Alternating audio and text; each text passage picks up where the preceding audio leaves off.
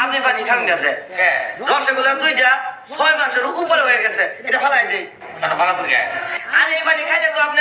মহাখালী কলের হসপিটালে যায় সিটে বসে থাকতে হইব পেটটা নষ্ট করি না যায় টাকা তোর না আমার আপনার ওই তোরা তো চিন্তা কিসের জাগা মতো ফ্রিজে রেখে দে খালি বাজে খরচ শিখে যা